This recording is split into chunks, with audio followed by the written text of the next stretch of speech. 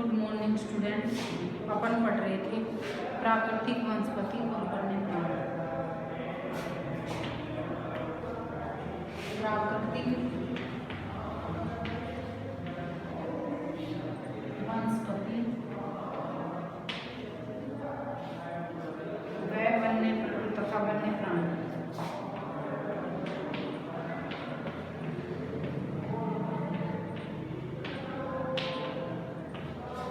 इसमें देखो, प्राकृतिक वनस्पति को प्रभावित करने वाले ये कारक अपन ने पढ़ लिए थे। उसके बाद है पारिस्थितिकी तंत्र।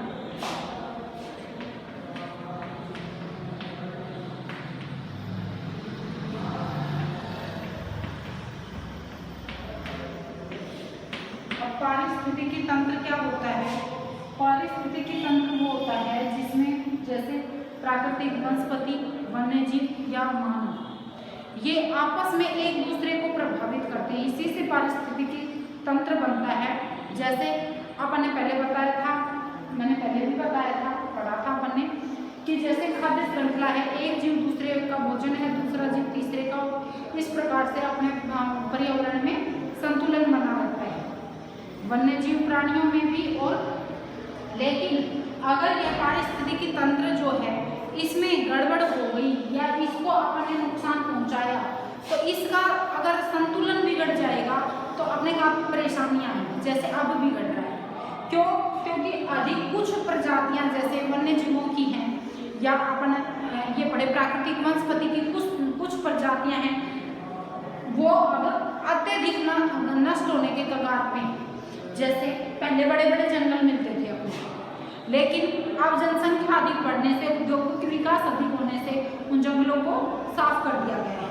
तो जो संतुलन, पर्यावरणीय संतुलन जो बना हुआ था वो अब भंग हो गया है या उसमें असंतुलन पैदा हो गया है। क्यों? क्योंकि जो पेड़ पौधे अपने लिए, वन्य प्राणियों के लिए जो प्राकृतिक वनस्पति है वो कितनी महत्वपूर्ण है ये तो आपको समझ में आ ही गया होगा कि इनके बिना, जैसे अगर यह, क्योंकि पेड़ पौधे जितने कम होते जा रहे हैं, देखो वर्षा कम हो रही है, प्रदूषण अधिक हो रहा है, सांस लेने में अपन को दिक्कत होती है, विभिन्न प्रकार की बीमारियां उत्पन्न होती हैं इनसे, प्रदूषण से। तो जो प्राकृतिक वनस्पति को अपन ने नष्ट किया है पारिस्थितिकी तंत्र में, असंतुलन प्राकृतिक वनस्पति में जो पारिस्थितिकी तंत्र है उसमें प्राकृतिक वनस्पति, वन्यजीव और जो मानव प्रजाति है या मानव है, इसमें सभी में संतुलन होना चाहिए।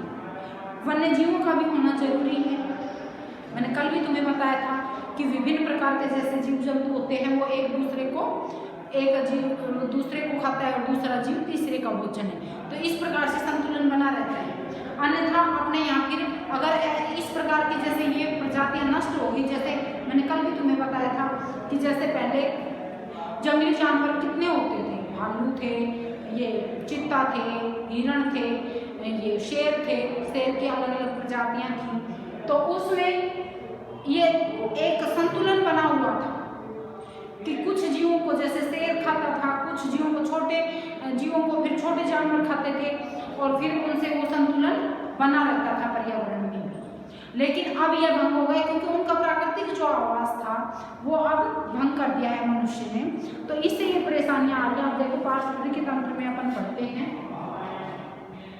पृथ्वी पर पादपों तथा जीवों का वितरण मुख्यतः जलवायु द्वारा निर्धारित होता है। ये अपन ने कल पढ़ ही लिया था जलवायु वाला कारक कि जहाँ पर गर्म जलवायु पाई जाएगी वहां पर अलग प्रकार के ये जीव जंतु पाए जाएंगे और जहाँ पर ठंडी जलवायु में अलग प्रकार के जीव जंतु और प्राकृतिक वनस्पति अलग अलग पाई जाएगी। किसी क्षेत्र के पादपों की प्रकृति काफी हद तक उस क्षेत्र के प्राणी जीवन को प्रभावित करती है। जब वनस्पति बदल जाती है तो प्राणी जीवन भी बदल जाता है। समझ गए आप कि ये जो वनस्पति होती है चारों तरफ, प्राकृतिक वनस्पति, यह इन जीवों को, प्राणी जीवन को, प्राणी का मतलब है जो जीव जंतु हैं या जो मनुष्य है, इनको अत्यधिक प्रभावित करती है। क्यों? क्योंकि मैंने अभी बताया ना कि ये सारा संतुलन ही बना हुआ है पारिस्थितिकी तंत्र के द्वारा। इसमें संतुलन बना होना अत्यधिक आवश्यक है, अन्यथा यहाँ पर बहुत ही अधिक परेशानी हो जाएगी। किसी भी क्षेत्र के पादप तथा प्राणी आपस में तथा अपने भौतिक पर्यावरण से अंतर संबंधित होते हैं और एक पारिस्थितिकी तंत्र का निर्माण करते हैं। किसी भी क्षेत्र के पादप तथा प्राणी आपस में, पादप ये होते हैं प्राकृतिक वनस्पति जो अपने आप उगते हैं, ठीक है, या प्राकृतिक वनस्पति पादप तथा प्राणी आपस में एक दूसरे से काफी घनिष्ठ संबंध होता है। मैंने बताया जैसे अपने लिए ये प्राकृतिक वनस्पति का कितना इम्पोर्टेंस है आप समझ सकते हैं। वर्षा लाने में सहायक होते हैं, पर्यावरण को शुद्ध करते हैं ये प्राकृतिक वनस्पति।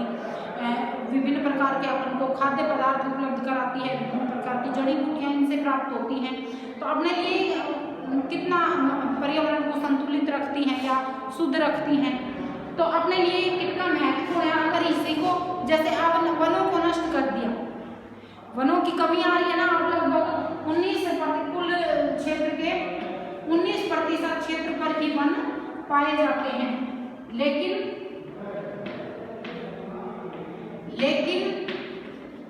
जो सरकारी आंकड़ों के अनुसार कम से कम कुल भूभाग के 33% भाग पर वनों का होना आवश्यक है, लेकिन अपने यहाँ कितने पाए जाते हैं 19%।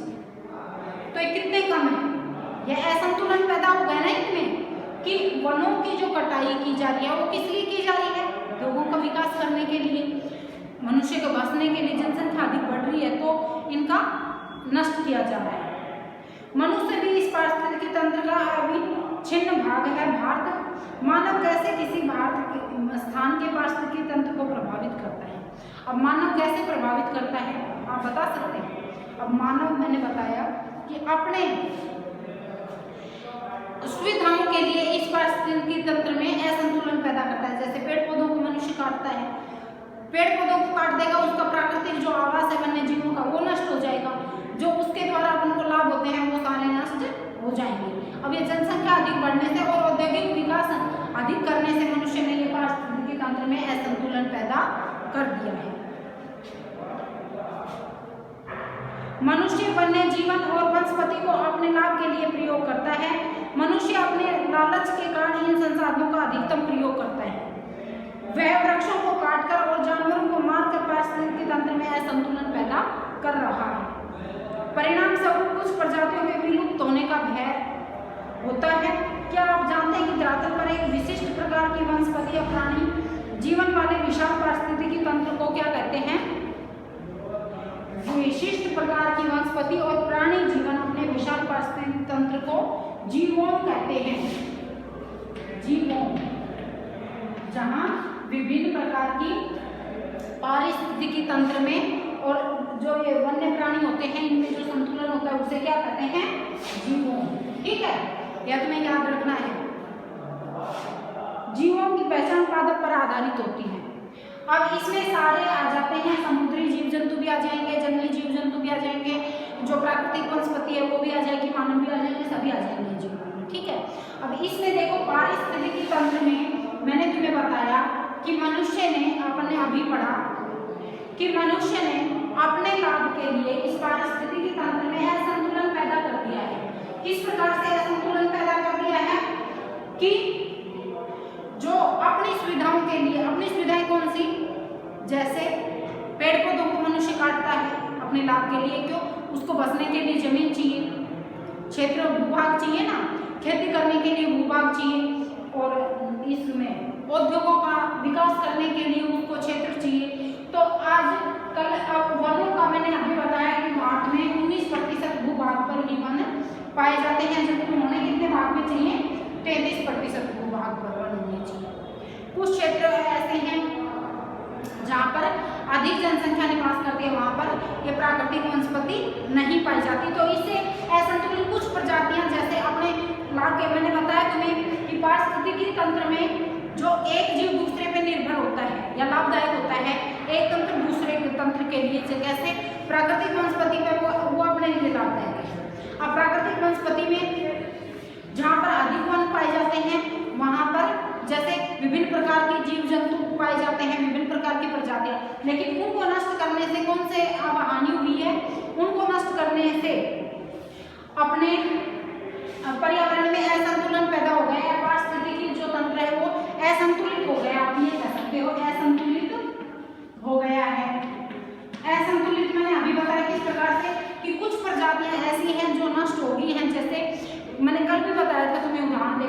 कि जैसे पहले कोई जानवर या पशु पक्षी मर जाता था अपने, तो अपन गांव के बाहर उसको यूं खुले में ही डाल देते थे, है ना। तो बड़े बड़े वो पक्षी आते थे और उसको, क्योंकि वो उनका भोजन होता था, तो वो उसको एक दिन में ही खाकर और फिर वो वापस उड़ जाते थे। तो उससे पर्यावरण प्रदूषित नहीं होता था ना, वो सड़ने से पहले उसको खा लेते। लेकिन अब वो पक्षी, वो प्रजाति नष्ट होने के कगार पर है।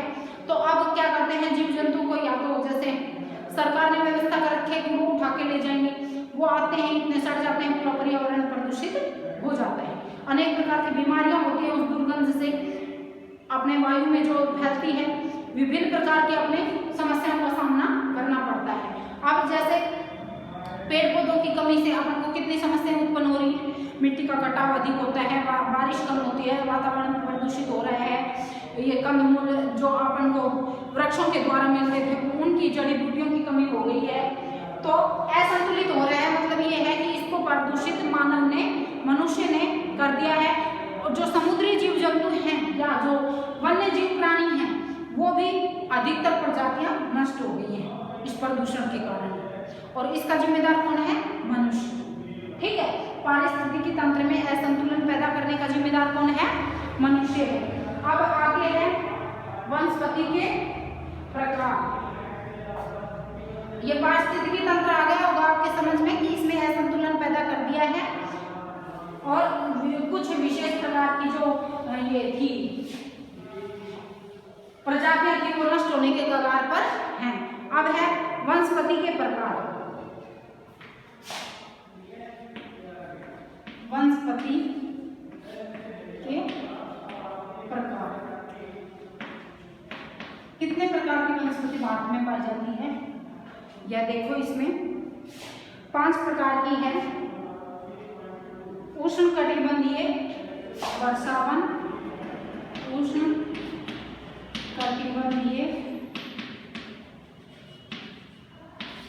वर्षावन, वनों के प्रकार भी लिख सकते हो आप या वनस्पति के प्रकार, ठीक है ना।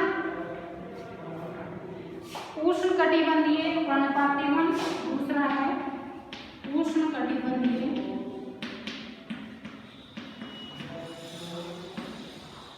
पर्णपाती वन,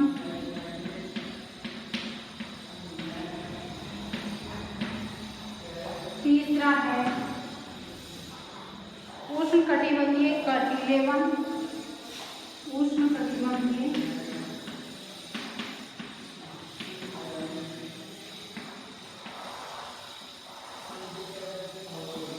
कटीले,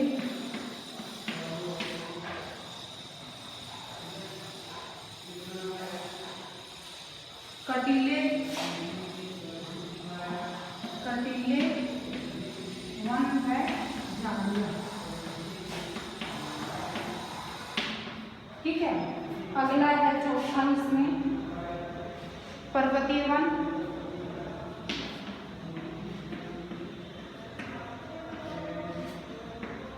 और इससे अगला है 5वां मैंग्रोव।